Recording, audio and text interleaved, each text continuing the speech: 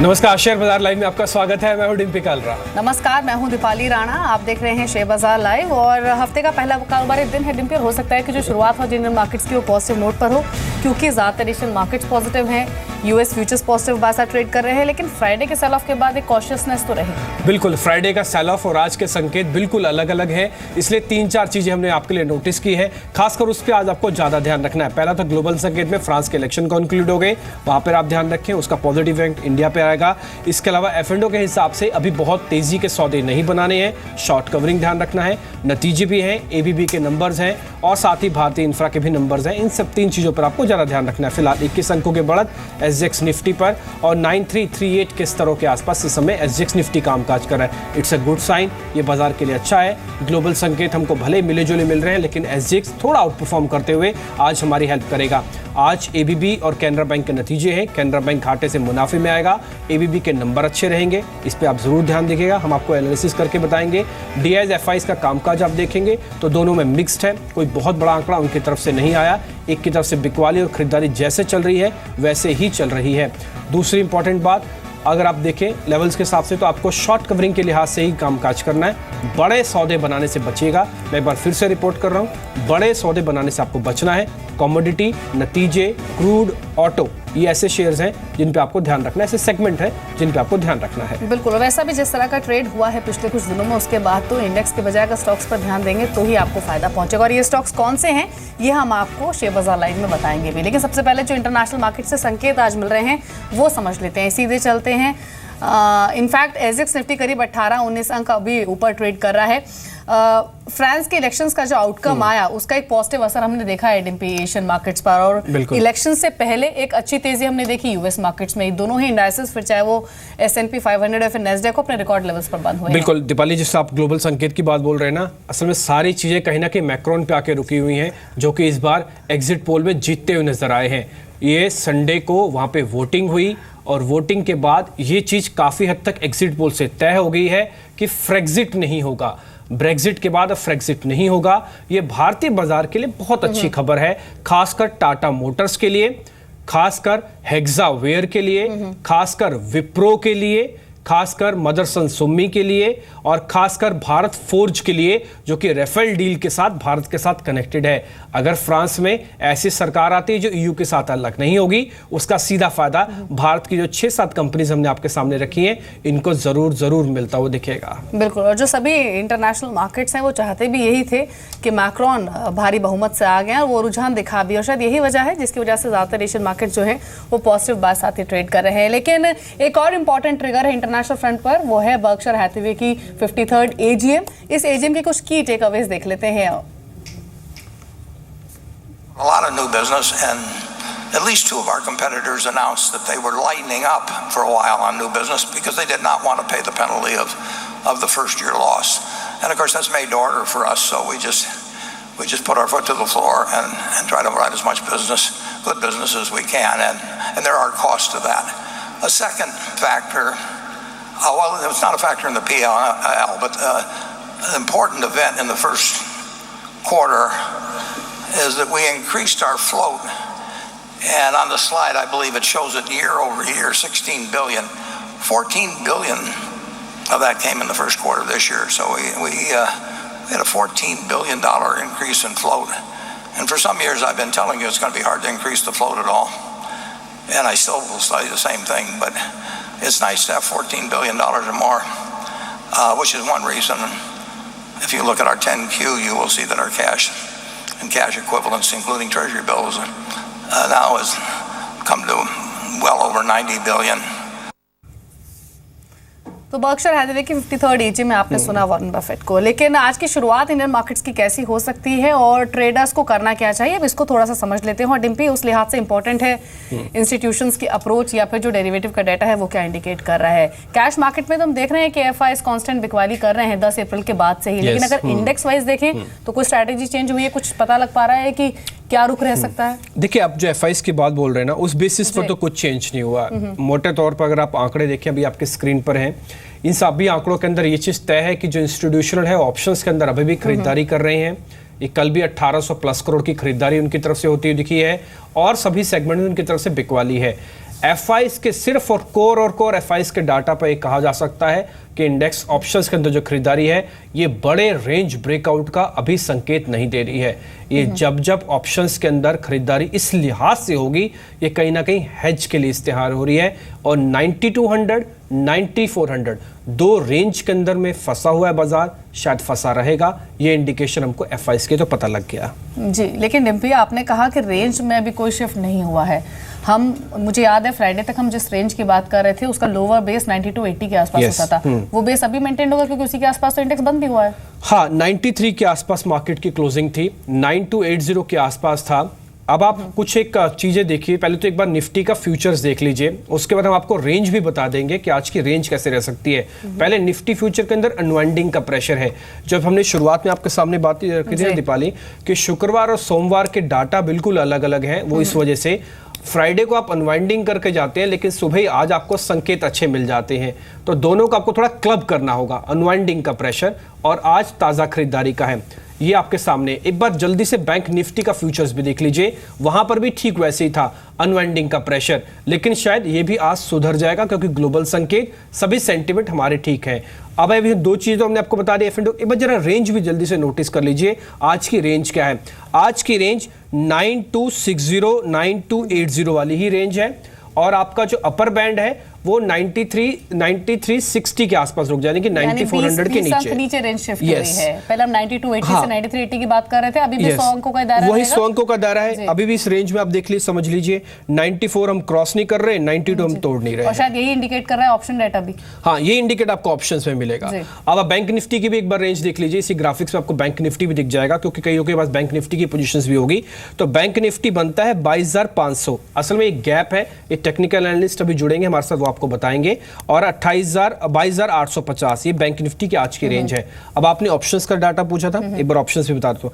9400 की कॉल और 9200 की पुट जरा फायर कीजिए, आपको पता लगेगा। 9400 की कॉल में क्लियर इंडिकेशन है कि बाजार में कोई जल्दबाजी नहीं है, शॉर्टिंग यहां पे हो रही है, फ्रेश शॉर्ट्स आपको दिख रहे हैं, प्रीमियम टूटा है, प्रीमियम जुड़ा है, सॉरी, ओपन इंटरेस्ट करीब 21%, तो यहाँ पे शॉर्टिंग हुई है, क्लियर कट। अब आप ये 9200 की पुट के अंदर, ये हमारे पास बेस है, हमने आपको जो रेंज बताई उसी रेंज का ऑप्शन डाटा भी है, शॉर्ट कवरिंग है। यहाँ पे थोड़ा सा एक अच्छा बेस बन चुका है, बाजारी ऑप्शन डाटा ये कहता है कि 9200 अब तोड़ेंगे नहीं, 9400 हम पार करेंगे नहीं, ये जल्दी नहीं करेगा। यानी ओवरऑल समरी यही है, आज की लाइकली रेंज के अलावा अभी जो नियर टर्म ट्रेंड लग रहा है उसमें 9200 एक इंपॉर्टेंट सपोर्ट लेवल है और ऊपरी तरफ 9400, और दोनों ही साइड अगर हमने ब्रीच किया तो या तो जोरदार तेजी या फिर जोरदार गिरावट, वो 200 पॉइंट की होगी कम से कम। ठीक है, चलिए, तो डेरिवेटिव का डाटा हुआ। अब विकास सेठी भी हमारे साथ मौजूद हैं, उनको भी चर्चा में शामिल करते हैं। Mister Sethi, good morning, welcome to Zee business. पहले तो ये बताइए, आज शुरुआत कैसी एक्सपेक्ट कर रहे हैं आप?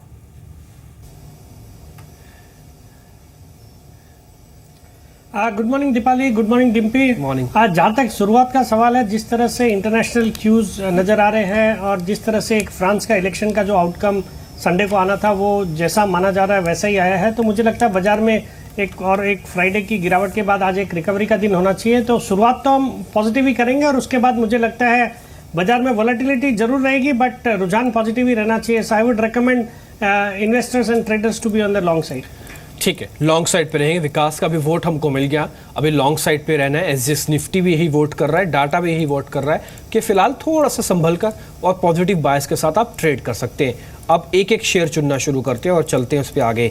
पहला शेयर होगा वालचंद नगर इंडस्ट्रीज। इसके नंबर्स काफ़ी अच्छे आए हैं और साथ ही साथ इसमें एक अच्छी खबर ये भी थी कि केकेआर करीब 300 करोड़, ये केकेआर पी फर्म है एक, वैसे मैं आपको बता दूं, ये 300 करोड़ की निवेश की योजना बना रही है और अगले हफ्ते डील हो सकती है। इस्तेमाल होगा जो पैसा वो लोन चुकाने के लिए होगा और ग्रोथ के लिए होगा। विकास, आपकी रिकमेंडेशन वालचंद नगर, एक तो डिफेंस की है, फ्रांस के अंदर इलेक्शन कंप्लीट हो गए हैं, आज डिफेंस के कुछ एक शेयर्स को चलना भी है, केकेआर की खबर भी आ गई। वालचंद नगर कितना ठीक लग रहा है आपको?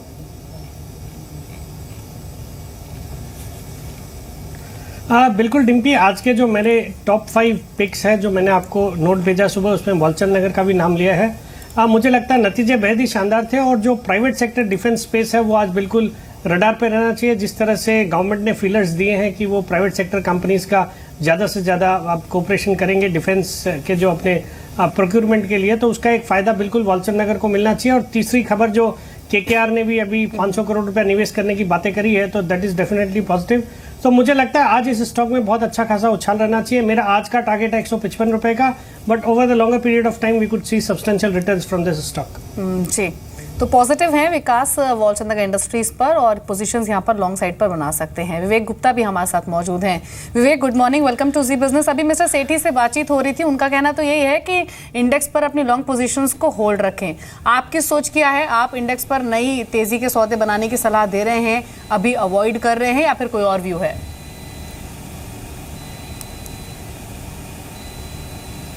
गुड मॉर्निंग दीपाली जी। अगर इंडेक्स की बात करें तो शॉर्ट टर्म में मुझे लगता है अगले 1 से 2 दिन में करेक्शन देखने को मिल सकता है, क्योंकि चार्ट्स पे इसने एक ट्रायंगल फॉर्मेशन बनाया था जिसका नीचे की ओर ब्रेकआउट दिया है। शॉर्ट ऑन राइज की स्ट्रैटेजी रखनी चाहिए। 9300 से लेकर 9310 की रेंज मिलती है, तो उस रेंज में शॉर्ट करके चलना चाहिए 9350 के स्टॉप लॉस साथ। नीचे में मैं एक्सपेक्ट कर रहा हूँ कि 9250 और 9220 के लेवल्स देखने को मिल सकते हैं।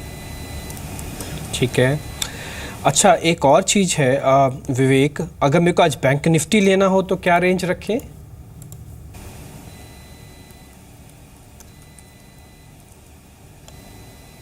देखिए, बैंक निफ्टी का ओवरऑल मुझे लगता है ट्रेंड फिलहाल निफ्टी के कंपैरिजन में अभी भी बुलिश है। बैंक निफ्टी अगर आपको लेना हो तो मुझे लगता है 22,670 के लेवल के ऊपर ही लें, उससे पहले ना लें, क्योंकि ये लेवल अगर फिर से क्रॉस करेगा तभी कंफर्मेशन है कि बैंक निफ्टी बुलिश रहेगा। तो 22,670 के ऊपर लें 22,800 के टारगेट के लिए। ठीक है, तो ये निफ्टी बैंक पर भी व्यू दिया गया है। लेकिन काफ़ी अर्निंग्स आए हैं मार्केट बंद होने के बाद या फिर ओवर वीकेंड, उसमें डिम्पी आपने एवेन्यू सुपरमार्ट के नंबर्स देखे?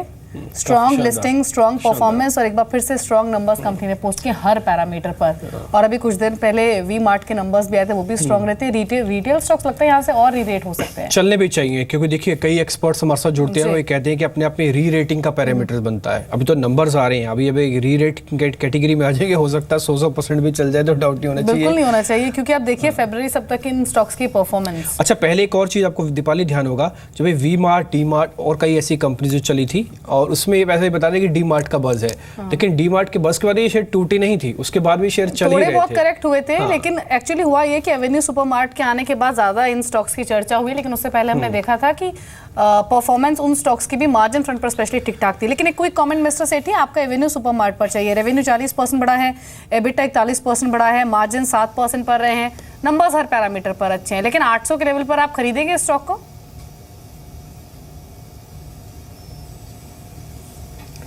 देखिए दीपाली, नतीजे तो बेहद ही शानदार है। स्टॉक ने बहुत अच्छे रिटर्न्स अपने आईपीओ की लिस्टिंग के बाद से भी दिए हैं, बट इन लेवल्स पे थोड़ा महंगा हो गया है। मुझे लगता है अगर किसी का 2-3 साल का व्यू है तो डेफिनेटली इन लेवल्स पे भी खरीद सकते हैं, या बिल्कुल निवेश किया हुआ तो बने रह सकते हैं, बट कोई भी करेक्शन का इंतजार करना चाहिए। स्टॉक बहुत एक अच्छे लेवल्स पे ट्रेड करता है, तो मुझे लगता है अगर कोई करेक्शन आता है तो डेफिनेटली यहाँ पे बाइंग अपॉर्चुनिटीज खोजनी चाहिए।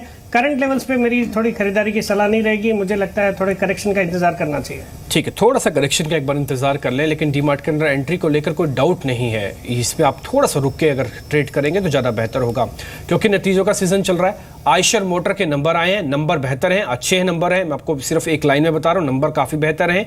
अब आप चीज़ें समझ लीजिए, इनका मुनाफा 343 करोड़ से बढ़कर सीधा 450 करोड़ हो गया। आय आपकी स्क्रीन पर आ गई है, यहाँ पे 2100 करोड़ की आय इन्होंने दर्ज की है, और ये भी बड़ी है।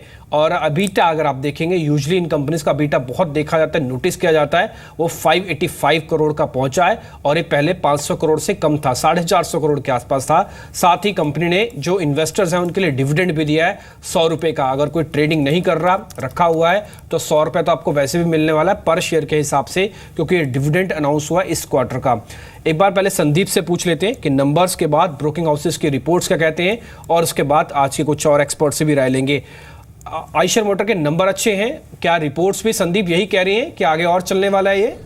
बिल्कुल, majority of the brokers positive हैं। सीएलएसए की बात पहले करते हैं, उन्होंने बाय रेटिंग बरकरार रखी है, टारगेट प्राइस को इंक्रीज किया है। पहले टारगेट प्राइस 28,000 का था, अब उसे बढ़ाकर 31,500 रुपये किया गया, यानी कि मौजूदा लेवल से करीब 5,700 रुपये के आसपास की अपसाइड नजर आती है। उनका ये कहना है कि एक तो एनफील्ड के वॉल्यूम्स काफ़ी स्ट्रॉन्ग है, और जो वॉल्यूम्स है वो आगे भी बढ़ते हुए दिखेंगे, क्योंकि उनका तीसरा प्लांट जो है वो अगस्त में उसका जो प्रोडक्शन है वो शुरू हो जाएगा, और FY18 में इस प्लांट से करीब 82,500 यूनिट का उत्पादन होगा, ऐसी उनको संभावना नजर आती है।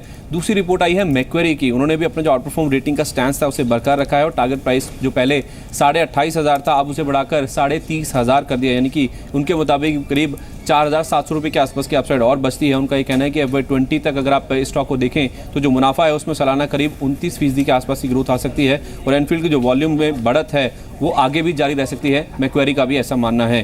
तीसरी रिपोर्ट आई है यूबीएस की ओर से। बाय कॉल था पहले, उसे मेंटेन किया है, 28,500 रुपये का टारगेट प्राइस दिया है और पूरे ऑटो सेक्टर में उन्होंने इसे टॉप पिक के तौर पे बताया है। एनफील्ड की जो वॉल्यूम में बढ़त है वो जारी रहेगी, ऐसा यूबीएस भी मानता है और खासतौर पे छोटे शहरों में जो बिक्री है वो अब बढ़ने का अनुमान है। वही 19 तक उनका मानना है कि वॉल्यूम जो है इस कंपनी के उसमें सालाना करीब 38% के आसपास की जो बढ़त है वो देखने को मिलेगी। केवल एक ब्रोकर है जो कि नेगेटिव है, उन्होंने अभी भी मेंटेन किया है, वो है Credit Suisse. Under perform rating थी, उसे बरकरार रखा है, लेकिन टारगेट प्राइस इन्होंने भी इंक्रीज किया है। 20,200 का टारगेट प्राइस था, अब उसे 21,800 रुपये किया है, यानी कि मौजूदा लेवल से करीब 4,000 के आसपास की डाउन साइड वो एक्सपेक्ट करते हैं। और केवल एक कंसर्न उन्होंने रेस किया है, वो है वैल्यूएशन फ्रंट पे। उनका कहना है कि शेयर मौजूदा स्तर पर उनको महंगा नजर आता है, जिस वजह से अंडर परफॉर्म रेटिंग की थी, अब भी उसे वो मेंटेन कर रहे हैं। लेकिन 3 ब्रोकर्स जो और हैं मेजॉरिटी साइड में अगर आप देखें वो पॉजिटिव है, बाय या तो फिर आउट परफॉर्म उन्होंने मेंटेन किया, जो टारगेट प्राइसेस हैं उसे इंक्रीज किया और जो सबसे ज़्यादा टारगेट आया है वो है 31,500 रुपये का। जी, शुक्रिया आपका संदीप। तो ये हाउसेस की रिपोर्ट आपने देखी आयशर मोटर्स पर। हाउसेस का व्यू मिक्स्ड है, लेकिन एक फैक्ट ये भी है कि इन एक्सपेंसिव वैल्यूएशंस पर भी ट्रेडर्स इन्वेस्टर्स का ध्यान जाए शायद आयशर मोटर्स पर, क्योंकि जो मैनेजमेंट ने वॉल्यूम को लेकर जो फोरकास्ट किया है उसमें अपवर्ड रिवीजन किया है, वो डेफिनेटली सेंटिमेंट्स पॉजिटिव कर सकता है। अभिजीत पॉल हमारे साथ मौजूद हैं, उनसे बातचीत करते हैं। Abhijit, good morning. Quick comment आपका आयशर मोटर्स पर। नंबर्स अच्छे आए हैं, मैनेजमेंट की कमेंट्री अच्छी है, आप पोजीशंस लेंगे आज पॉजिटिव साइड पर या फिर कोई और स्ट्रैटेजी है? Dipali, good morning to you and the viewers of Zee Business as well. Well, Eicher Motors का जो medium long term trend है वो सबको पता है, it's been a nice move. So there is no question कि इसका जो price structure है, there is no doubt about it. जो हुआ है कि last 4 हफ्ते से it's been completely range bound और रेंज का ऊपर की तरफ resistance have been close to that 26,750 mark. Keeping in mind that we have a trade trigger in hand, if I go back 4 days, it was last week Tuesday, a high of around 26,750 and a low of 25,350. This is a very important level. मुझे लगता है अगर इसका breakout आता है ऊपर की तरफ, then there's a high chance that it will inch towards a new life high. ठीक है, चलिए एक छोटा सा ब्रेक ले लेते हैं, लेकिन ब्रेक से पहले एक बार आपको बता दें पूरा बड़ा पैनल हमारे साथ है जिससे हम डिस्कस कर रहे हैं, समझ रहे हैं F&O के लिहाज से, टेक्निकल के लिहाज से, फंडामेंटल के लिहाज से कि मार्केट के अंदर करना क्या है। निफ्टी, बैंक निफ्टी, वालचंद नगर, एवेन्यू सुपरमार्ट, आयशर मोटर, इसके बारे में डिस्कस कर चुके हैं।